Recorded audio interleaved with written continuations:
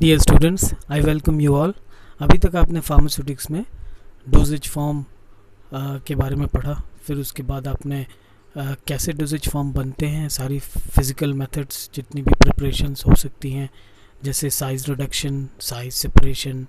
फिर उसके बाद हीटिंग की प्रोसेस, इंडिविजुअली आपने टैबलेट्स एंड कैप्सूल्स के बारे में पढ़ा। फिर अभी लास्ट में हमने स्टरलाइजेशन, उससे पहले मिक्सिंग और कई सारे मेथड्स जो हैं फिज़िकली यूज़ होते हैं, एम्प्लॉय होते हैं इसमें फार्मास्यूटिकल डोजेज फॉर्म को बनाने में। फाइनली ये बनने के बाद इसकी प्रॉपर पैकेजिंग होती है। तो आज हमारा चैप्टर इसी पे डेडिकेटेड है, पैकेजिंग। तो पैकेजिंग इन फार्मास्यूटिक्स, फार्मास्यूटिकल इंडस्ट्री में पैकेजिंग एक बहुत क्रूशल इम्पोर्टेंट चीज़ है अगर हम कहें तो इस क्यों ये ज़रूरी है। प्रोडक्ट्स को एकदम प्रॉपरली स्टोर होना चाहिए, पैकेजिंग उसकी प्रॉपर होनी चाहिए। और ये होना क्यों चाहिए, ताकि जो फार्मास्यूटिकल प्रोडक्ट आपने बनाया है उसकी मैन्युफैक्चरिंग से लेके, उस बनने से लेके, ट्रांसपोर्ट से, स्टोरेज से, डिस्प्ले से होते हुए फिर वो फाइनली जब कस्टमर के पास पहुँचे, जो पेशेंट हैं उसको एडमिनिस्टर करने तक, उसकी जो थेरापेटिक वैल्यू है, थेरापेटिक इफ़ेक्टिवनेस है, वो उसकी बनी रहे, बरकरार रहे उतने पीरियड तक, मैन्युफैक्चरिंग से लेके एडमिनिस्ट्रेशन तक, यानी यूज़ तक। तो ये इसलिए इम्पोर्टेंट है क्योंकि बहुत ड्रग्स जो हैं किसी भी एक्सटर्नल एनवायरनमेंट के कांटेक्ट में आके डिटेरियोरेट, ख़राब हो सकता है, या फिर हैंडलिंग के दौरान, ट्रांसपोर्टेशन के दौरान वो स्पिल हो सकता है, टूट सकते हैं बॉटल्स। तो इसलिए पैकेजिंग इतनी इम्पोर्टेंट है और कई लेयर्स की पैकेजिंग होती है। आज उसी के बारे में हम देखते हैं। पैकेजिंग एक्चुअली अगर डेफिनेशन पे जाएं तो क्या होता है, enclosing of pharmaceutical product in a container to protect it from withstanding so as it withstand against physical shocks such as while transportation, handling and usage, display।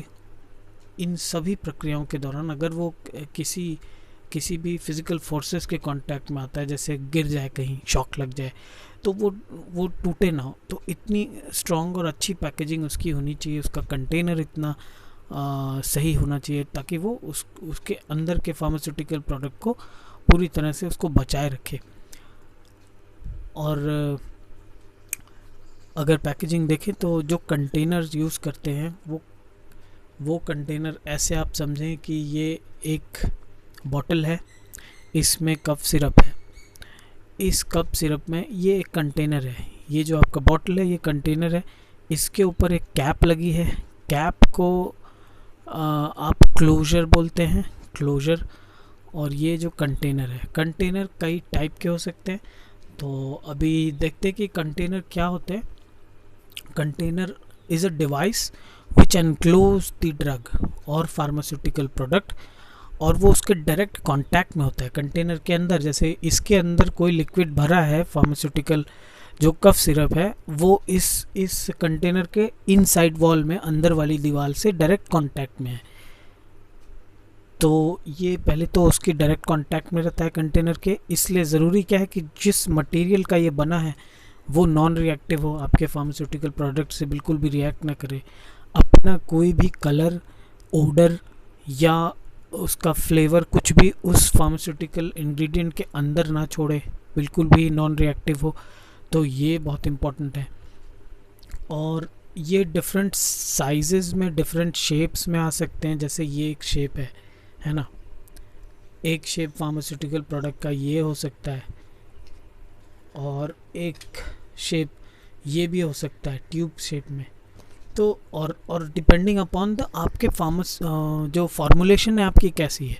Formulation आपकी semi solid भी हो सकती है, जैसे इस केस में, है ना, और फॉर्मुलेशन आपकी लिक्विड भी हो सकती है, इस केस में फॉर्मुलेशन आपकी सॉलिड भी हो सकती है, जैसे इस स्ट्रिप के केस में ये ब्लिस्टर पैकेजिंग है, तो ये सॉलिड डोजेज फॉर्म है, इसकी एक सिंगल डोजेज फॉर्म है, आपने निकाला और एक बार यूज़ किया। और तो ये use of packaging at different formulation. Closure आपका जो होता है, एक तो कंटेनर आप समझ गए, क्लोजर जो होता है इसका जो आप यूजुअली आप इसे ढक्कन बोलते हैं, दिस इज द क्लोजर। सी, ये इस कंटेनर के अंदर के प्रोडक्ट को बाहर के एनवायरनमेंट से कांटेक्ट होने से रोकता है। क्लोजर कई टाइप के हो सकते हैं, आपका एयर टाइट क्लोजर भी हो सकता है, वेल क्लोज क्लोजर भी हो सकता है, और कई सारे मटेरियल्स के भी क्लोजर बनते हैं। तो उसके बारे में देखते हैं कि कंटेनर्स जो है, अच्छा क्लोजर, कंटेनर और क्लोजर ये दो हो गए। इसके बाद आपका एक और पैकेजिंग का एक और इम्पॉर्टेंट पार्ट ये होता है कि आप देखें कि बॉटल्स भी किसी प्लास्टिक या फिर पेपर के कंटेनर में होते हैं, उसे कार्टन बोलते हैं। उसको भी एक बड़े बॉक्स या कार्टन में रखते हैं, जैसे ये आप बगल में देख रहे हैं, ये कार्टन है। तो ये सारी चीज़ें किस लिए होती हैं? ताकि ट्रांसपोर्ट में आपका प्रोडक्ट जो है डिटेरियोरेट ना हो। जैसे ये एक आई ड्रॉप है। अब आई ड्रॉप है, ये प्लास्टिक का बना हुआ कंटेनर है, उसी के ऊपर एक प्लास्टिक की उसकी कैप है, उसको क्लोजर बोलेंगे, जो क्लोजर है। अब इसका माउथ जो है नैरो है, बहुत नैरो है, पतला है। इसमें जो ऑरिफिस है उसकी बिल्कुल बहुत पतली ऑरिफिस है, उसमें से ड्रॉप्स निकलेंगी। तो डिपेंडिंग अपॉन कि आपको कितना डोज चाहिए, उस पर भी निर्भर करेगा कि आपकी माउथ का जो ओपनिंग है वो कितना वाइड होगा। बहुत ज़्यादा वाइड तब होगा जब मान लीजिए आपका सेमी सॉलिड सब्सटेंस यूज़ करना है, तो उसमें आपको आपके फिंगर्स से उसको निकालना पड़ेगा। और अगर आपको लिक्विड डोजेज फॉर्म, तो नैरो बॉटल यूज़ करना पड़ेगा, जैसे ये कफ सिरप में आपने यूज़ किया था। और एक आपका आजकल बहुत चला है, सैनिटाइज़र्स आप यूज़ कर रहे हैं। नॉर्मली सैनिटाइज़र्स तो बहुत अच्छे होते हैं, बट दिस इज़ नो, ये स्पिरिट है, यूजुअली हम फर्स्ट एड में यूज़ करते हैं। तो ये आपके डिफरेंट, एक और तरह की पैकेजिंग होती है, स्ट्रिप पैकेजिंग में बता रहा था, स्ट्रिप और ब्लिस्टर पैकेजिंग। जो इस तरह की जो टैबलेट्स की पैकेजिंग होती है, ये strip packaging, blister packaging. Blister मतलब ऐसे जैसे समझिए इसके ऊपर ब्लिस्टर्स हैं, छोटे छोटे फोड़े फुंसी जैसे बन रखे हैं ना, इसके अंदर मेडिसिन आपकी एनक्लोज्ड है। This is your tablet. Capsules भी ऐसे आते हैं। और डोजेज फॉर्म में एक मैंने बताया था कि लिक्विड डोजेज, लिक्विड को भी आप इसमें स्ट्रिप्स में पैक कर सकते हैं। ये देखिए आप, इसमें लिक्विड इसके अंदर है, इसको वन टाइम यूज़ करेंगे, इसकी ओपनिंग वहाँ से खोलेंगे और फिर इसको यूज़ कर लेंगे। ये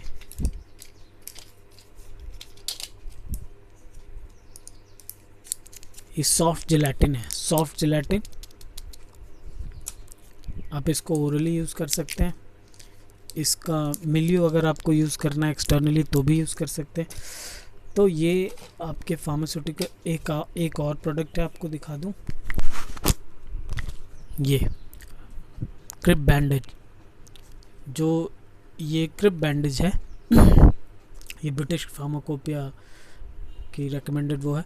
तो ये क्रिप बैंडेज जो है, ये भी, इसकी भी पैकेजिंग हुई है किसी इसमें प्लास्टिक बोतल में। देखिए आप, इसकी पैकेजिंग है। क्यों ऐसा है? क्योंकि ये सॉलिड है, इसको बहुत ज़्यादा एयर टाइट की ज़रूरत नहीं है, बट स्टिल इसको प्रोटेक्ट करना ज़रूरी है, क्योंकि इसका जो मटेरियल है वो ख़राब ना हो एक्सटर्नल एनवायरनमेंट से। और इसको हम रैप करते हैं जहाँ भी अफेक्टेड वुंड होता है, जो बोन्स की। और एक और पैकेजिंग है, आपको दिखा दूं, ये पेरेंटल प्रोडक्ट्स की पैकेजिंग है। पेरेंटल प्रोडक्ट्स में आप देख पा रहे होंगे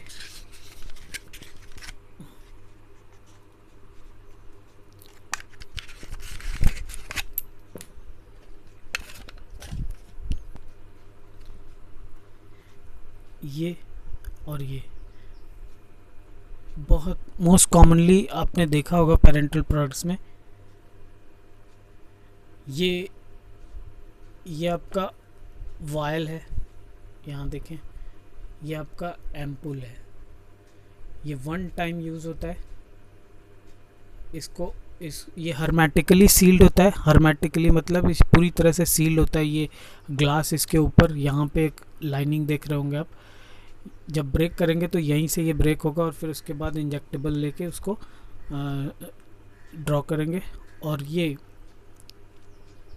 ठीक है, ये वायल जो है इसकी पैकेजिंग, ये पैकेजिंग कैसी है, सिंगल डोज पैकेजिंग। ठीक है, इसको आपने एक बार ब्रेक किया फिर ये एक्सपोजर में आ जाएगा।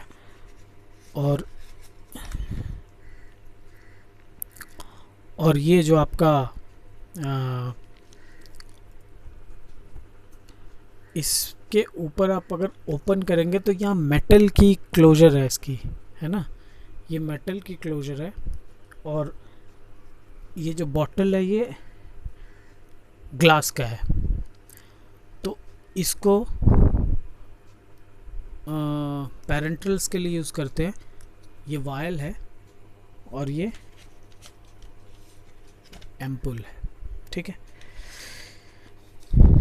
एक डायग्नोस्टिक प्रोडक्ट्स के लिए भी आपके कंटेनर्स होते हैं। ये देखें आप, डिफरेंट कलर्स के,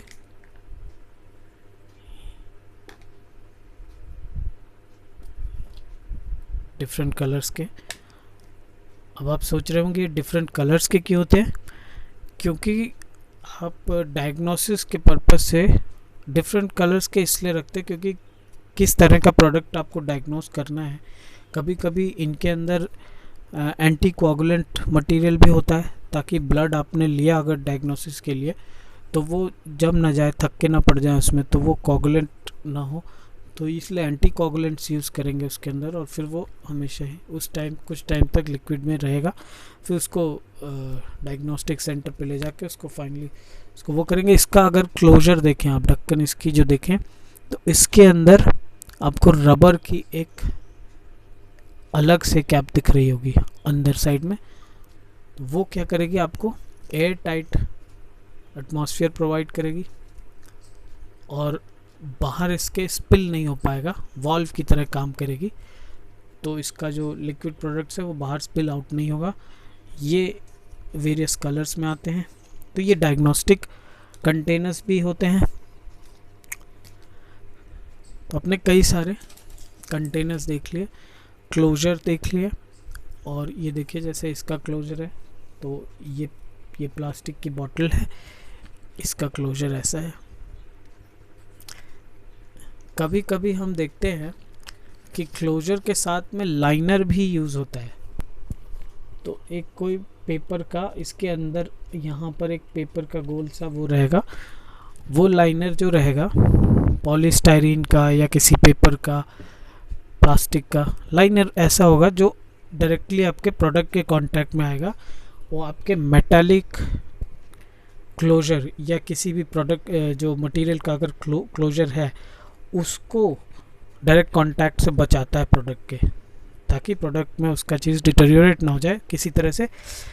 तो ये आपके कई सारे प्रोडक्ट्स के कंटेनर्स एंड क्लोजर्स हैं। फिर इनको फाइनली कार्टन्स में या पेपर के कार्टन में इसको एनक्लोज किया जाता है। फिर उसके बाद फाइनली आपके कार्टन्स में भर के और फिर ट्रांसपोर्ट करते हैं इसको।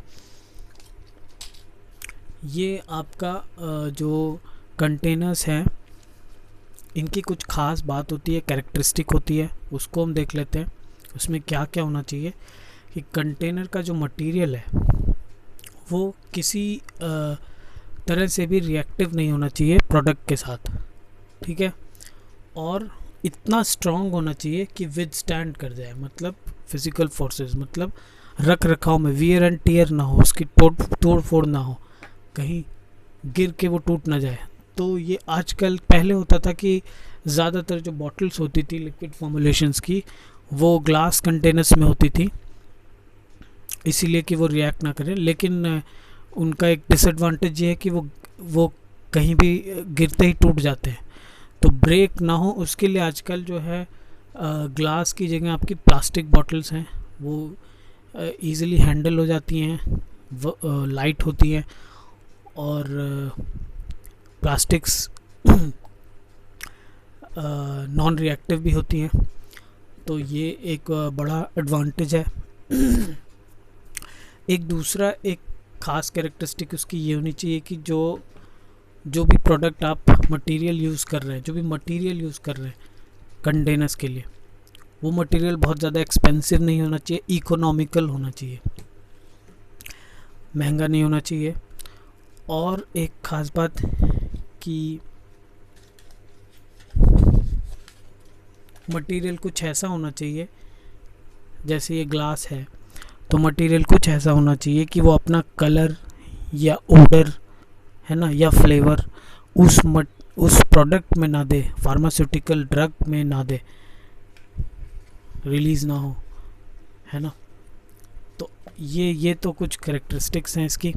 अब जो कंटेनर्स आपके यूज़ हो रहे हैं वो किन किन मटेरियल्स के बन सकते हैं, वो यूजुअली जो मटेरियल्स आपके कंटेनर्स के बनते हैं या तो मेटल के होंगे, जैसे एल्युमिनियम का मेटल आपने देखा होगा, या कोई भी मेटल बॉटल होते हैं, या फिर ग्लास बॉटल होते हैं, प्लास्टिक बॉटल्स होते हैं। तो plastic, metal, glass and paper, ये मटेरियल होते हैं क्लोजर के।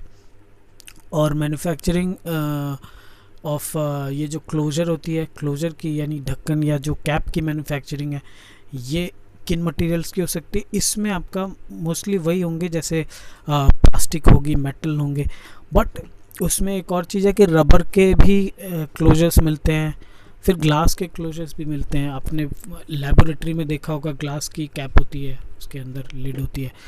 तो ये सारे बहुत सारे अलग अलग टाइप के फार्मास्यूटिकल डोजेज फॉर्म, जिनकी पैकेजिंग इन सारे मटेरियल्स से होती है, और ये इतनी इम्पोर्टेंट होती है जितना कि फार्मास्यूटिकल प्रोडक्ट्स आपका एडमिनिस्ट्रेशन के टाइम पे, तो ताकि वो बचा रहे वहाँ तक जब तक मैन्युफैक्चर हो, और एडमिनिस्ट्रेशन यानी आपके यूज़ करने के टाइम पे पेशेंट उसको एडमिनिस्टर करे किसी भी रूट से, चाहे पेरेंटरल रूट से, चाहे ओरल रूट से,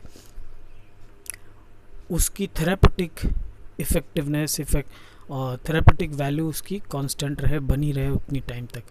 ये पैकेजिंग का छोटा सा आपका इंट्रोडक्शन था, हो सकेगा तो मैं इसमें और ऐड अप करूँगा।